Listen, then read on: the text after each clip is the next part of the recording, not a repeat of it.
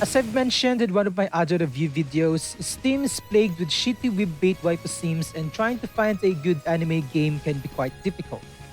You'll just stumble upon shitty anime games that has an art style slightly worse than those you can find in DeviantArt, or visual novels that has a lot less interesting storyline than a brick wall, and is a pretty pathetic excuse to easily generate cash from weeaboos. Fortunately, we still have some anime games out there that are actually good and is not a quick cash grab that is not made by a AAA company. Today, we're going to talk about Astebreed.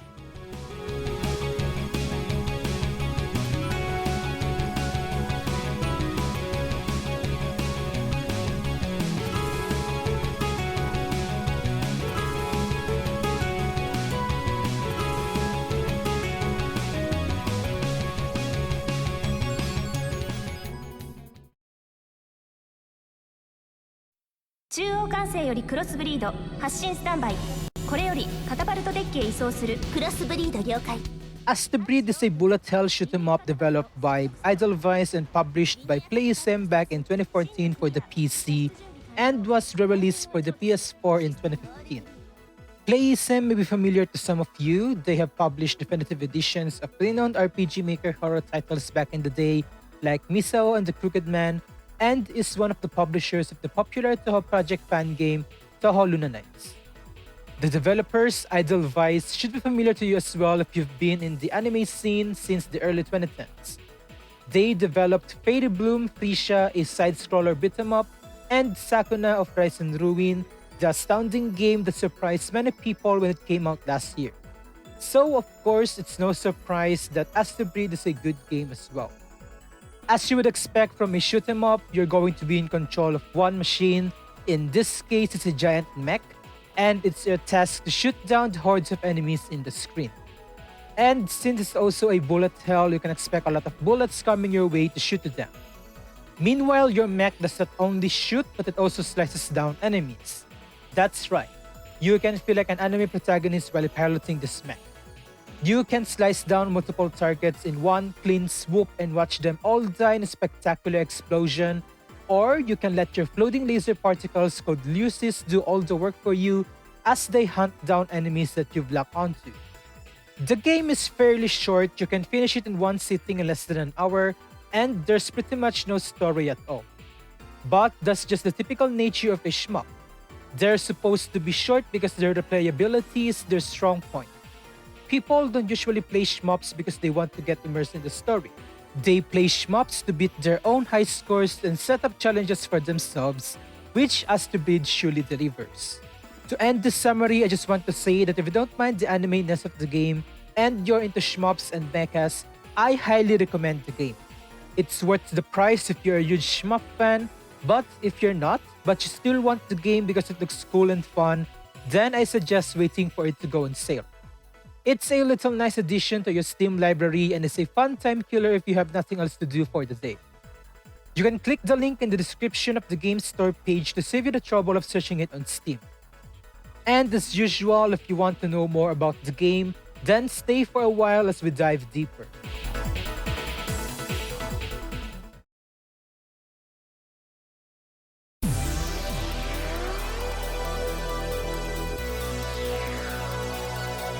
Astebreed's visuals are pretty impressive for its age. However, just like what's mentioned in the beginning of this video, there are some flashing lights that may cause headaches or trigger epileptic seizures, but if you're unaffected by those, they're fun to look at. Enemy projectiles are easy to distinguish. Considering that the game is a SHMUP, of course you won't be expecting some realistic aerodynamics with the projectiles, and since it's a bullet hell as well, you bet that there are some amazing bullet patterns in here. Not as crazy as the patterns you'd see in a Touhou game, but pretty cool nonetheless. Projectiles are also color-coded, but we're going to tackle that later in the video. And oh boy are the mech designs so fucking cool in this game. I know I haven't said this before, but I'm a sucker for mechs. Especially ones with designs similar to these mechs in the game.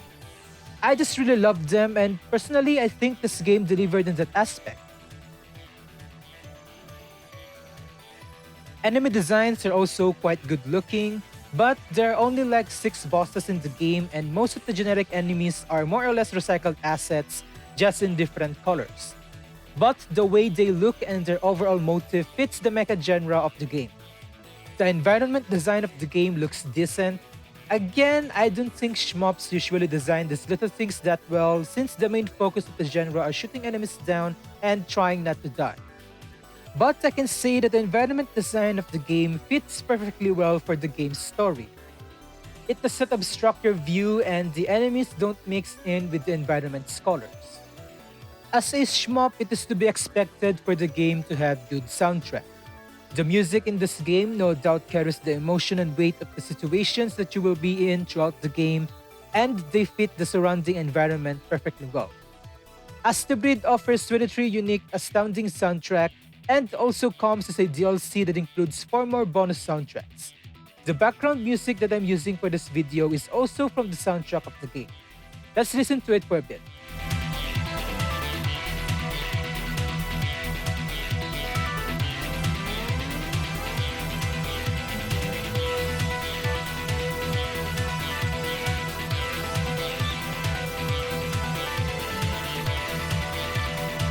You can expect my awesome soundtrack as you play throughout the game.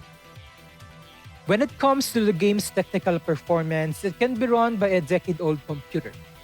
Firstly, it only requires less than a gigabyte of disk space, and when I first played this game, I still had my GT420 graphics card and 4 gigabytes of DDR3 RAM, and it worked absolutely flawless.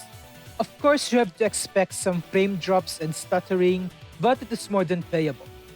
That GT420 was paired with a 3rd generation i3 processor, which, as you all might know, is pretty outdated already. Fast forward to the day that I'm writing the script, I only ever upgraded my graphics card and my RAM to GTX 1050 Ti and DDR3 8GB respectively, and the game pretty much runs at a constant 60 FPS at 1080p.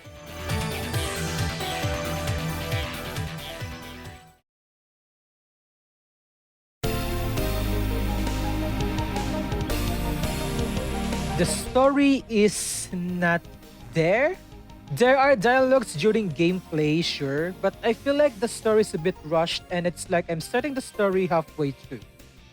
During the course of the game, you will be given some exposition as to what you're actually doing, and characters get introduced along the way with little explanation as to who they are. The gist of the game is you're playing as Roy Beckett and you're piloting the X-Breed Mecha together with Fio Nono to fight against the Failun, an alien race with the sole purpose of eradicating mankind. There's not much lore for this seemingly small plot, especially if you're playing the definitive edition of the game, as it skips the prologue section and jumps straight into the first chapter. You need to do some extra steps to unlock the prologue, which I will be including in the description. But again, as I've said before, SHMUPs generally don't like to include exposition and plot. They're mostly just there to spice up the game, but their main appeal is still the overwhelming amounts of enemies that you need to destroy in the screen and how you can achieve a high score. So when it comes to this game, even if I think the story is somewhat really lacking, it is done in a way where it fits the genre of the medium that is meant for. We do get some cutscenes in between chapters, there's also some CG scenes here and there, but overall, the story is pretty much bare bones and you need to read the rest to find out more. If you want to do just that, you can check the link in the description for the game's wiki.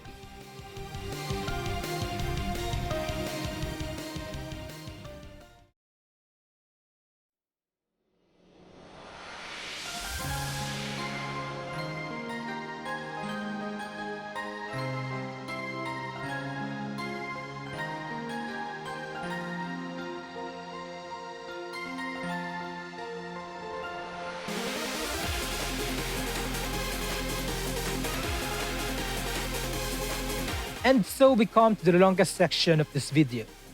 What Astebreed lacks in the story department definitely got filled in with gameplay because it is just fucking fun and amazing. As with most SHMUPs, may I add.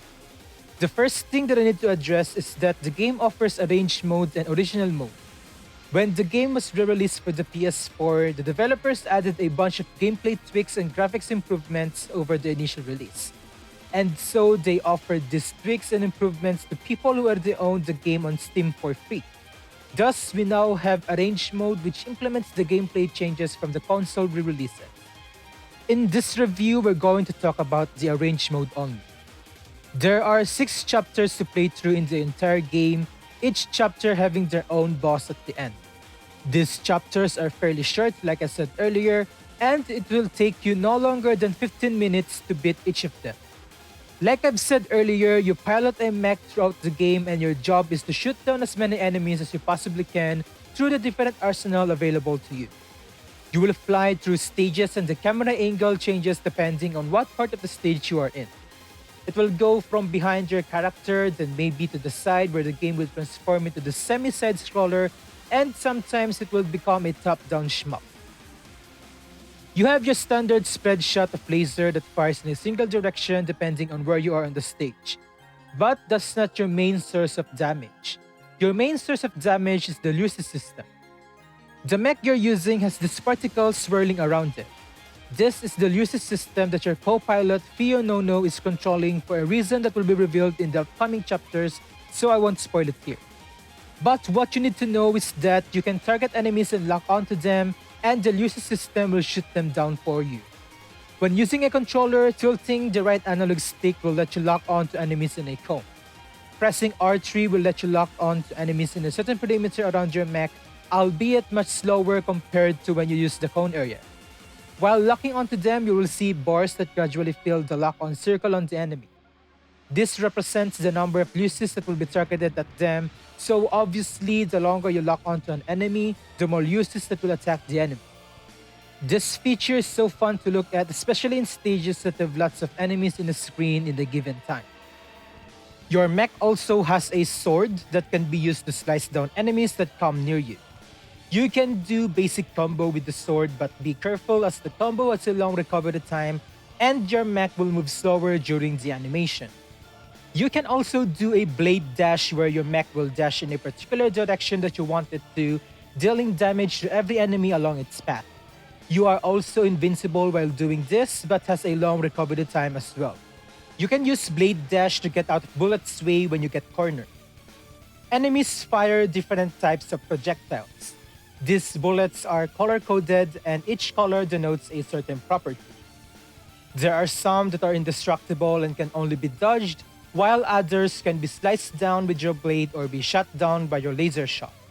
But there are these yellow bullets in the game that can only be destroyed using your blade. Doing so will charge your EX gauge faster and lets you do EX attacks. EX attacks are powerful moves that your mech can perform by expanding the EX attack gauge. This gauge is the yellow bar that you see just below the model of your mech. Once this bar is full, your mech will begin to glow and the bar will disappear. This signifies that you can now use an EX attack. There are 3 types of EX attacks. The first one is the spin EX attack where your mech slashes the area around it, followed up by a wave of energy that damages enemies even further than the initial area, all the while giving you a shield that protects you from incoming projectiles. The second one is the dash EX attack, which you can do when you're locked on to multiple enemies. Your mech will dash towards all targeted enemies, dealing tremendous damage to them. After the attack ends, you will go back to your original position. The last one is the wild EX attack, which can be performed when you're fully locked on to a single enemy. This means that the Lucis bar on an enemy is full and you're not locked on to any other enemies. This will make your mech slash the targeted enemy multiple times for a huge chunk of damage. This also relocates you back to your original position.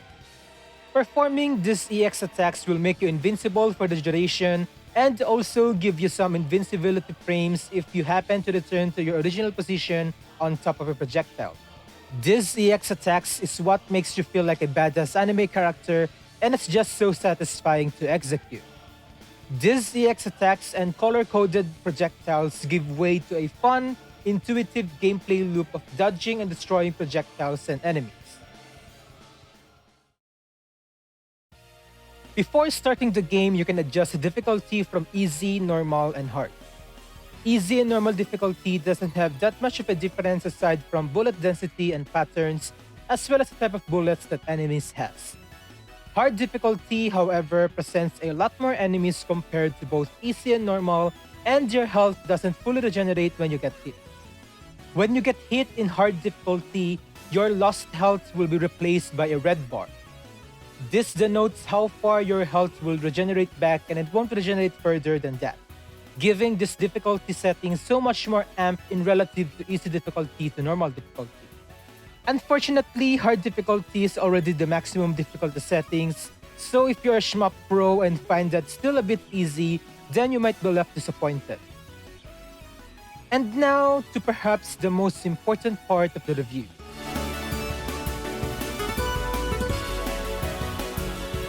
Getting scores in Astebreed revolves around your tension meter, which you can see in the top right corner of the screen. This tension meter determines your score multiplier. It has a minimum multiplier of 1 and a maximum of 8, but gets doubled when you get a shield bonus. This is achieved by not taking any damage for a few seconds. Getting hit will not only remove your shield bonus, but also decrease your tension meter. Killing enemies with your laser shot or the Lucy system, or just hitting them with these attacks, will grant you their base score while increasing your tension meter. To apply the multiplier of the tension meter, you need to kill enemies using your blade. Killing enemies by your max blade combo or blade dash will apply the current score multiplier from your tension meter, but decrease it by 1 level. 2 levels if you have shield bonus. The same thing applies for EX attacks, but the decrements are changed. Dash EX attack kills and Wild EX attack kills reduce 2 levels of tension, or if you have shield bonus, while Spin EX attack kills reduce 4 levels of tension, or 8 if you have shield bonus. The aforementioned rules only apply to regular enemies. There are some slight changes to those rules when it comes to boss fights. During boss fights, your tension meter gradually decreases. And as opposed to getting scores only when killing enemies, boss fights give you scores just by hitting them with your laser shot and Lucy system while still increasing your tension meter. Blade and EX attacks give you a much higher score based on your tension meter, but they don't make the tension meter increase. There's also a time limit during boss fights. When this time limit reaches 0, the fight still continues, but you won't be able to get any more scores from attacking the boss. When you finally kill the boss, you gain a time bonus based on how long it took you to kill the boss. Obviously, the faster you kill the boss, the larger time bonus you will receive. After every chapter, you will be presented with various stats that reflects how well or how poor you did in that chapter.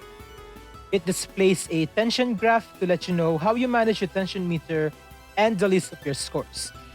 You'll get to see the previous high score you have set and the difference between the high score and your current score. This scoring system of the game is a lot more complicated than the other SHMUPs that I've played, but since I only care about having fun and getting scores comes second to me when it comes to this genre, I really don't mind it.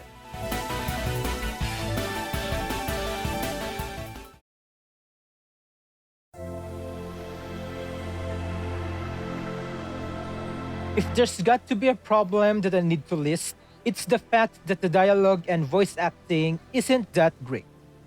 Now, don't get me wrong, I'm not saying that the voice actors in the game didn't do a great job or anything, but there are really just lines here that doesn't come across that impactful.